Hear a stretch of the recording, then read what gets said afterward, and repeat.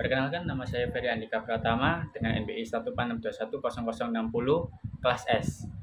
Di sini saya akan menjelaskan terkait latar belakang dari judul penelitian kita, yaitu judul laporan kita, yaitu Sistem Pakar Diagnosis Penyakit Umum. Di mana saya akan membahas terkait latar belakang dan evaluasi. Untuk latar belakang sendiri, kita mula-mula dari kemajuan teknologi komputer yang pesat saat ini dapat membantu manusia sehingga membuka mata dunia akan sebuah dunia baru, di mana hal ini mendorong para ahli agar semakin mengembangkan komputer supaya dapat membantu kerja manusia atau bahkan melebihi kemampuan kerja manusia. Sistem pakar di sini merupakan program komputer yang meniru proses pemikiran dan pengetahuan pakar atau ahli dalam menyelesaikan suatu masalah. Sistem pakar sendiri sebuah sistem yang menggunakan pengetahuan manusia. Pengetahuan dari para pakar tersebut dimasukkan ke dalam sebuah komputer dan kemudian digunakan untuk menyelesaikan masalah-masalah yang biasanya membutuhkan seorang ahli sistem pakar sendiri dapat melakukan pengambilan kesimpulan dalam waktu yang konsisten. Di sini latar belakang kami yaitu terkait penyakit-penyakit umum yang biasanya sering kita jumpai di lingkungan sekitar, uh, di mana penyakit penyakit tersebut muncul dengan gejala-gejala yang bervariasi.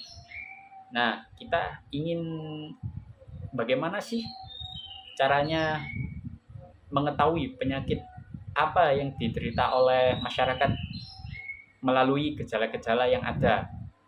Nah, disitulah kita terpikirkan untuk membuat sistem pakar diagnosis penyakit umum. Dievaluasi pada artikel tiga referensi itu kita ada dukungan, sanggahan, dan saran perbaikan, di mana pada dukungan dari kami yaitu dalam tahap pengimplementasian sistem pakar ini, apabila telah diimplementasikan di semua rumah bagi orang sakit yang termasuk rumah sakit, puskesmas, apotik, dan lain-lain, maka dunia kesehatan akan berkembang secara pesat, tidak kalah dengan perusahaan teknologi informasi yang sekarang berkembang sangat pesat. Di sini selanjutnya yaitu sanggahan.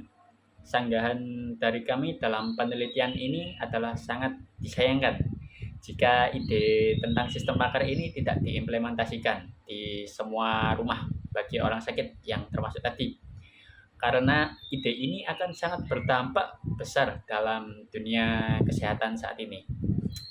Untuk selanjutnya yaitu saran perbaikan, di mana perbaikan dari kami dalam beberapa artikel yang dijadikan referensi adalah dikarenakan keterbatasan pada AI terkait pemakaian sistem pakar dalam penelitian ini hanya dikhususkan untuk penyakit tertentu saja dan masih belum bisa meranah ke berbagai penyakit yang sifatnya lebih kompleks serta butuh pengamatan secara langsung, sehingga menjadikan beberapa penyakit pasien yang gejalanya tidak sesuai dengan sistem pakar yang sudah dibuat, maka hasil yang diperoleh menjadi tidak keluar atau false. Di sini saya akan membahas deskripsi sistemnya. Untuk pertama-tama kita harus mengenal jenis kelas terlebih dahulu. Jenis kelas ini apa sih? Jenis kelas ini kita harus menentukan kelas mana yang menjadi keputusan akhir. Dalam kasus ini, kelas penyakit adalah keputusan akhir. Dan kelas penyakit memiliki kode PN. Nah, di dalam kelas penyakit ini memiliki kelas gejala. Nah, setiap gejala yang dimiliki pasien dapat meningkatkan kemungkinan untuk penyakit apa yang diderita oleh pasien tersebut. Nah, berikut ini adalah beberapa keputusan akhir dari sistem pakar. PO0 untuk penyakit asma, dan di dalam kelas P0 ini ada gejala lemas, nyeri dada, dan sesak nafas. P1 penyakit demam, Di dalam P1 ada gejala keringat dingin, menggigil, dan suhu tubuh tidak stabil. Di kelas P2 penyakit kolesterol. Di dalam kelas P2 ada gejala kesemutan, mudah mengantuk, dan pegal pada tengkuk atau pundak. Di P3 kita punya migrain, dan di dalam P3 ada gejala sulit konsentrasi dan salah satu wajah lumpuh. Di P4 kita punya penyakit darah tinggi.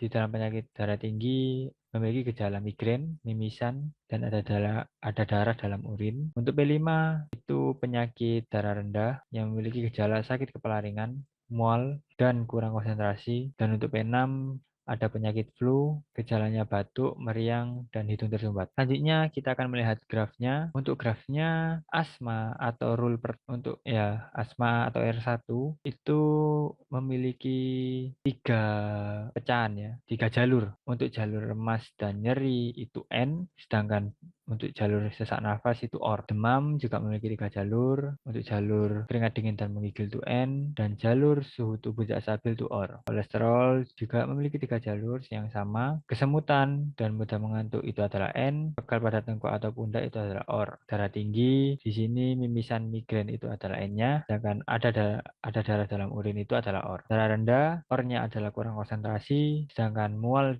dan sakit kepala ringan adalah N. Untuk flu, meriang dan batuk itu adalah N, sedangkan hidung tersumbat itu adalah OR. Untuk migrain ini langsung memiliki satu gejala ya, sedangkan ini juga sama seperti R7, dan untuk R9-nya migrain memiliki dua gejala yaitu sulit konsentrasi dan salah satu wajah lumpuh. Untuk R10-nya darah tinggi, untuk OR-nya itu ada darah dalam urin, sedangkan untuk N-nya itu ada tiga, sulit konsentrasi, salah satu wajah lumpuh, dan terakhir mimisan. Nah, untuk daftar rules-nya itu adalah untuk R1,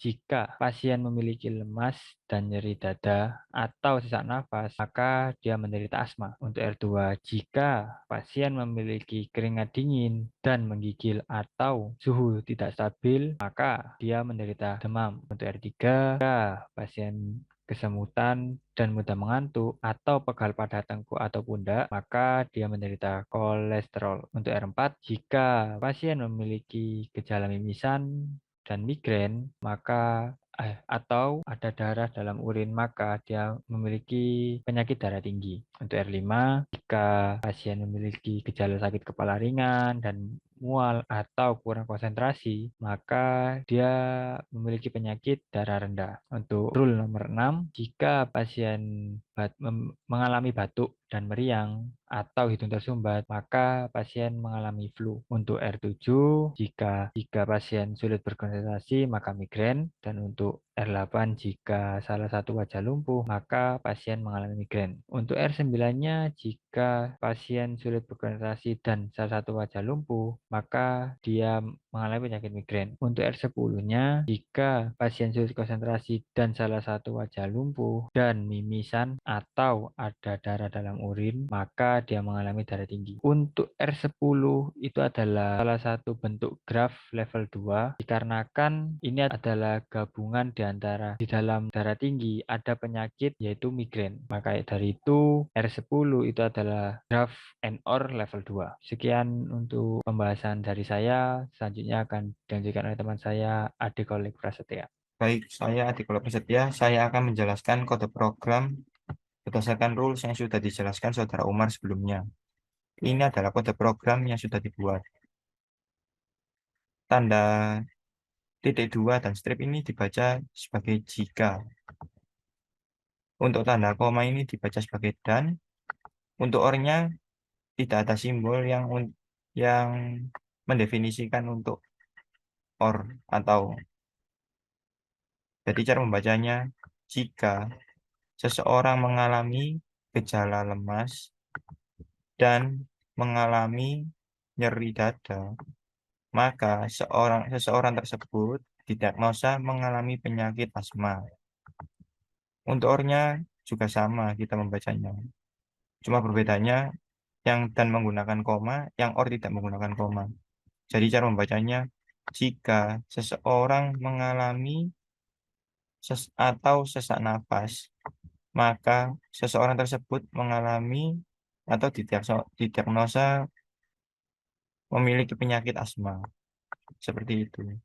Untuk faktanya, contoh kita ambil Mamat ini. Mamat mengalami gejala sesak napas. Jadi cara membacanya dari Mamat mengalami gejalanya sesak napas. Seperti itu cara membaca faktanya.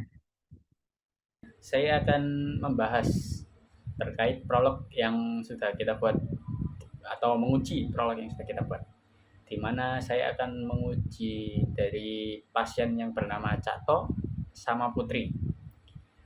Di sini ada query yang sudah terbentuk atau saya tulis, yang dimana Cakto sebagai subjek atau pasien, terus ada mengalami sebagai predikat kata penghubungnya atau kata kerjanya. Apa di sini adalah penyakit apa yang diderita oleh Cakto. Langsung saja kita run. Di sini ada apa sama dengan darah rendah. Di sini ada gejalanya, yaitu mana apa sama dengan kurang konsentrasi, yaitu menjadi apa sama dengan penyakit darah rendah. Kurang konsentrasi sebagai gejala, darah rendah sebagai penyakit. Langsung saja. Nah, sama seperti dari Cakto tadi, walaupun penyakitnya sama, yaitu darah rendah, tapi gejala yang diderita oleh Putri berbeda dengan Cakto, di mana pada Cakto itu kurang konsentrasi, pada Putri menjadi mual.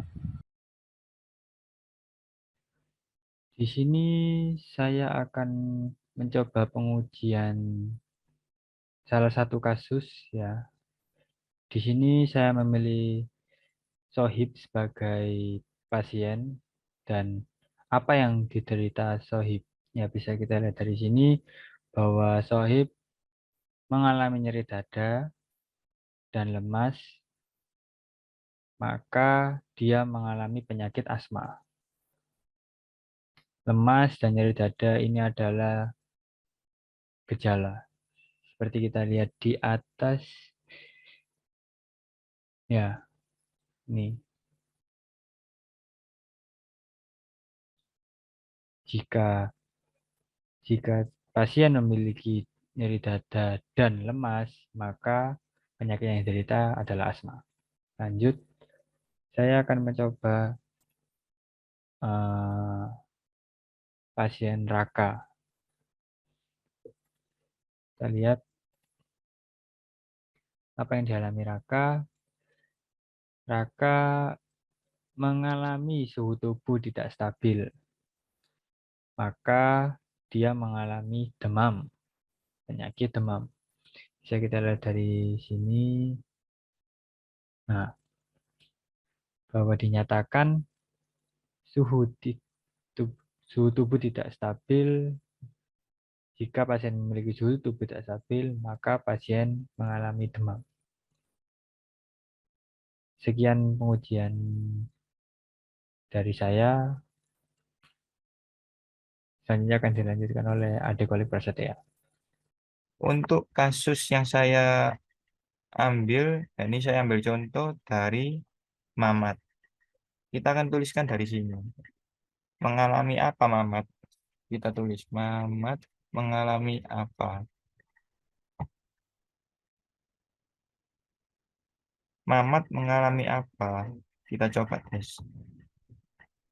Nah, Mamat didiagnosa memiliki penyakit asma.